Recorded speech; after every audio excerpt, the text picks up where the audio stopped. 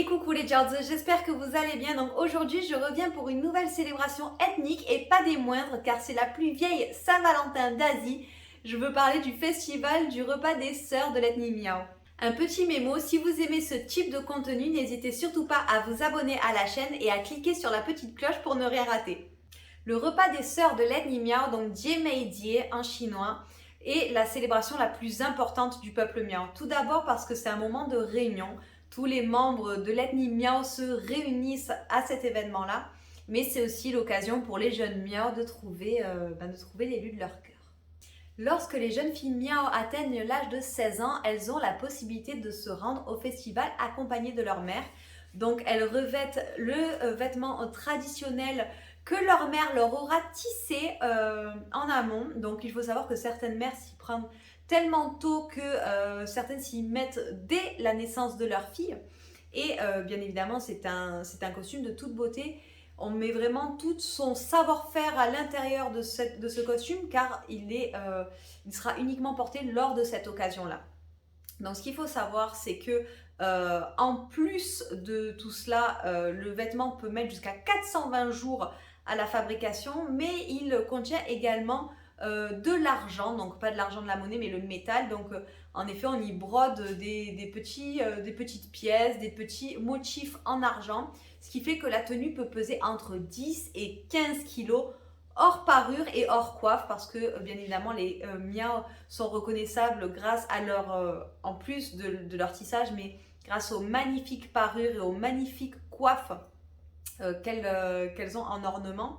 Et en fait, il faut savoir que chez les miao, la raison pour laquelle on met autant d'argent, c'est parce que l'argent signifie la lumière. Voilà, on dit que ça peut contrer les mauvais esprits dus à la lumière de l'argent, mais l'argent représente également la beauté et la richesse. Donc certaines jeunes filles miao vont jusqu'à mettre tout l'argent qu'elles possèdent rien que pour cette occasion-là, mais pour montrer à quel point elles le sont d'une beauté exquise.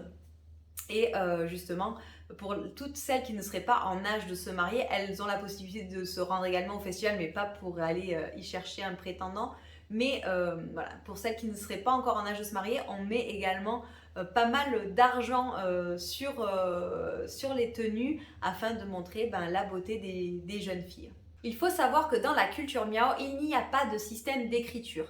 Il va y avoir un système de symboles, de dessins à travers donc tout le système du tissage, du brodage, du batik même, mais il n'y a pas de système d'écriture comme on peut le constater par exemple en Chine. Donc ce qui fait que chaque histoire, chaque légende miao est le plus souvent en fait interprétée par la voix de l'oral. Et sous forme de chant. Donc c'est transmis de génération en génération. Et je remercie notamment Pauline, cofondatrice de The E-Living, de m'avoir donné ce petit détail pour cette vidéo. Et donc du coup, je vais vous raconter la légende du repas des sœurs de l'ethnie miao. Ce qu'il faut savoir, c'est que voilà, la légende diffère. Il y a plusieurs variations voilà, selon les familles, selon l'endroit. Donc voilà, là je vais vous raconter l'une des légendes, enfin l'une des histoires les plus connues en ce qui concerne ce festival. Donc tout a commencé avec deux sœurs miao qui eurent chacune un enfant. Donc une a eu une petite fille nommée Ajiao et la deuxième a eu un petit garçon nommé Jindan. Et ces enfants ont grandi ensemble. Ils étaient inséparables, très complices. Et au fur et à mesure, cette complicité est devenue beaucoup plus que ça. C'est devenu un amour très sincère. Et du coup, malheureusement, dans la culture miao, la jeune fille doit se marier avec le fils de l'oncle. Et donc, ce qui fait que du coup, Ajiao n'était absolument pas prédestinée à Jindan, mais elle était tellement amoureuse de Jindan qu'elle a refusé le mariage et Jindan a fait pareil de son côté avec le parti qui lui avait été promis. Et en fait, pendant une certaine période, Ajiao et Jindan se voyaient en cachette, voilà, loin des yeux, loin des regards. Et à chaque fois que Ajiao partait voir Jindan, en fait, elle prenait son panier et elle y mettait donc son métier à tisser à l'intérieur et elle y mettait également du riz à emmener à Jindan. Et au fur et à mesure, en fait, les parents d'Ajiao se sont rendus compte que c'était pas une simple amourette, c'était vraiment quelque chose de sincère, de sérieux, et ils ont décidé d'accepter l'union d'Ajiao et de Jindan. Et en fait, depuis lors, on dit que lorsqu'on emmène un repas en secret à l'élu de son cœur, on appelle ça Galiang en miao ou Jiemaifan en chinois qui signifie le riz des sœurs. Bon, je vous ai expliqué la légende du riz des sœurs, mais je ne vous ai pas expliqué pourquoi il y a cette célébration. En fait, tout simplement, on disait qu'il fut un temps, il y avait de très très belles jeunes filles miao qui étaient honnêtes, travailleuses, voilà, qui savaient faire beaucoup de choses de leurs mains, mais elles n'arrivaient pas à se marier. Donc un peu comme dans tous les endroits du monde, le mariage c'est un peu pesant sur les épaules d'une femme, mais bon bref, elles n'arrivaient pas à se marier. Et du coup, pas mal d'anciens de chaque village miao se sont concertés et se sont dit que ce serait peut-être bien d'avoir une célébration où tout le monde, chaque miao de chaque village pouvait se rejoindre, et à partir de ce moment-là, peut-être des jeunes filles rencontreraient de jeunes garçons et que cela formerait de futurs époux et épouses. Et en plus de cette occasion-là, ça pourrait permettre voilà, à tout le peuple miao de se retrouver et de passer un bon moment ensemble, de ramener de la nourriture et de pouvoir, de pouvoir déguster tout ça ensemble, et que ce soit un moment de joie. Donc le festival se déroule pendant 3 jours à Taijiang et à Jianghe, sur les rives de la rivière Qingshui, donc dans la province du Guizhou. Et comme je vous ai dit, c'est vraiment le moment où vraiment tous les miao se réunissent, vraiment tous les villages, et même ceux qui vivent dans les régions les plus reculées du Guizhou viennent à cet événement pour profiter d'un moment tous ensemble. Comme je vous ai dit, cette célébration, c'est la Saint-Valentin miao, car c'est le moment où on recherche la personne avec qui on passera le reste de sa vie. Et du coup, lorsque les jeunes hommes miao arrivent au lieu de la célébration, ils se mettent à chanter des chansons d'amour à l'élu de leur cœur, qui, elle, leur répond également en chantant, en leur tenant ce fameux riz des sœurs, mais également une coupe de vin. Mais qu'est-ce que le riz des sœurs? Parce que depuis tout à l'heure, je vous parle de riz des sœurs, je vous parle du riz des sœurs comme je vous parlerai d'un riz Oncle Ben's. Mais non, en fait, c'est vraiment un riz très particulier parce que c'est un riz qui a été coloré en 4 couleurs, notamment le bleu, le rose, le jaune et le blanc. Cela signifie les 4 saisons.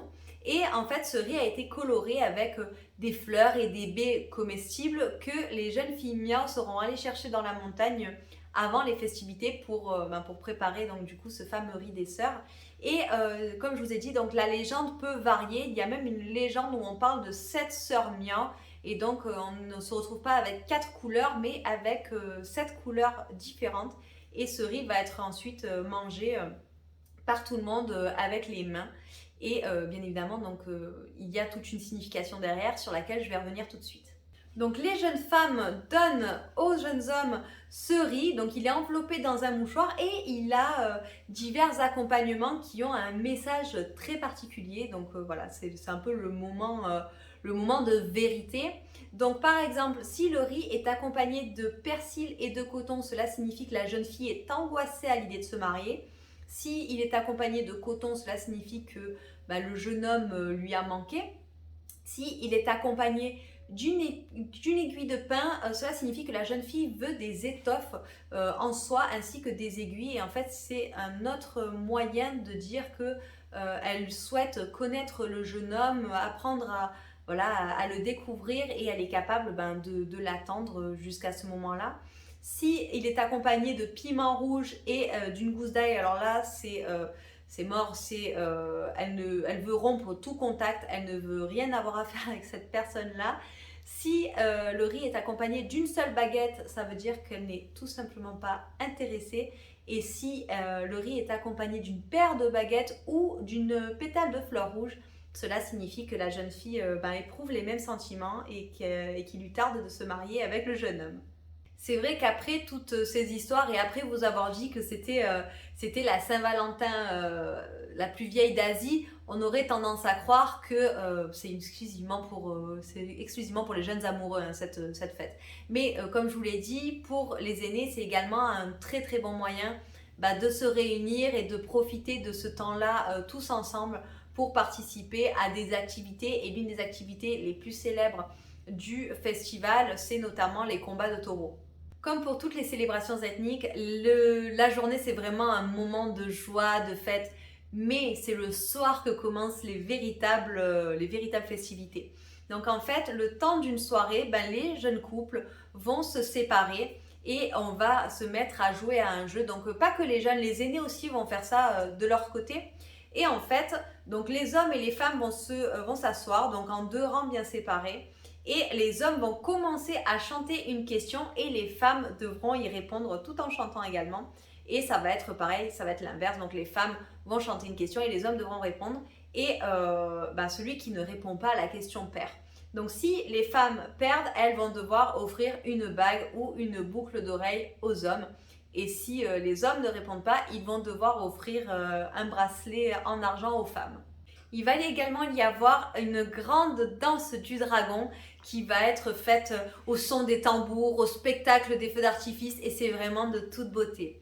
Ensuite, ça va devenir beaucoup plus calme et les aînés vont prendre le relais en chantant les histoires et les légendes du peuple miao afin de pouvoir les transmettre aux jeunes générations de miao qui les transmettront ensuite aux autres générations et du coup cette célébration va durer jusqu'au petit matin et ça va recommencer de plus belle dans la journée et comme je vous disais, ça va durer 3 jours ainsi.